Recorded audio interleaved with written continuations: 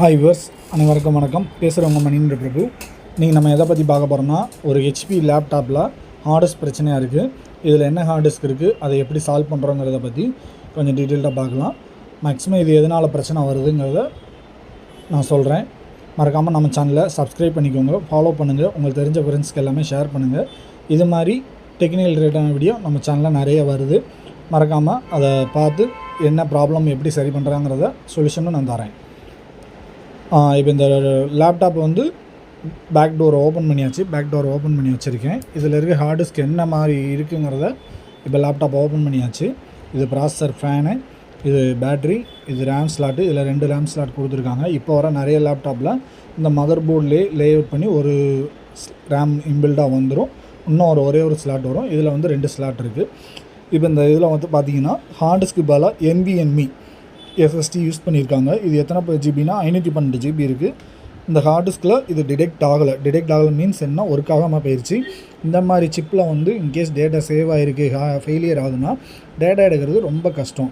ஏன்னா இதில் இருக்க டேட்டாவை ஐசியை ரிகவர் பண்ணி எடுக்கிறது, எந்த ஐசிங்கிறத ஃபைண்ட் அவுட் பண்ணி எடுக்கிறது கொஞ்சம் கஷ்டம் ஃப்ரெண்ட்ஸ். மேக்ஸிமம் இந்த மாதிரி இதில் டேட்டா இருக்குன்னா உங்களோட எக்ஸ்டர்னல் ஹார்ட் டிஸ்கில் எதுலையாவது ஒரு பேக்கப் எடுத்து வச்சுக்கோங்க.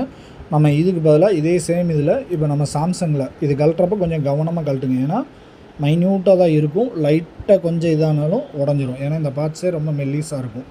சரியா? இதுக்கு பதிலாக அதே சேம் இதில் நம்ம சாம்சங்கில் நம்ம கையில் ஒரு 990 ப்ரோ இருக்குது, 970 ப்ரோ இருக்குது. அதை இன்சர்ட் பண்ணுறோம். இதை விட அது பெர்ஃபார்மன்ஸ் கூட.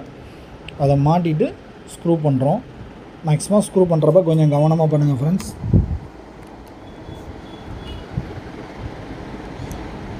ஃபுல் டைட் ஏற்றிடக்கூடாது, லைட்டாக டைட் வச்சா மட்டும் போதும். போட்டுட்டு நம்ம பென்ட்ரைவ் போட்டு பூட் பண்ணோன்னா OS பூட் ஆகி இந்த ஹார்ட் டிஸ்கில் OS பூட் ஆகிரும். Thank you friends. மறக்காமல் ஸ்ரீ மணியண்ணன் சிஸ்டம் சேனலை ஃபாலோ பண்ணுங்கள்.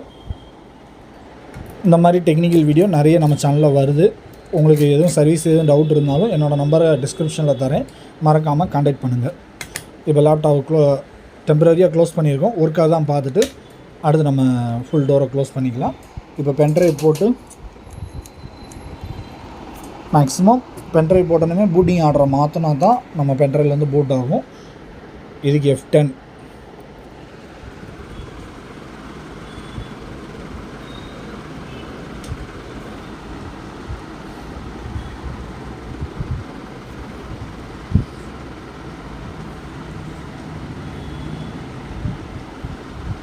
F10 போய் பூட்டிங் ஆர்டரை மாற்றினோன்னா பென்ட்ரைவ்லேருந்து பூட் பண்ணால் OS பூட் ஆகிரும் ஃப்ரெண்ட்ஸ். Thank you friends.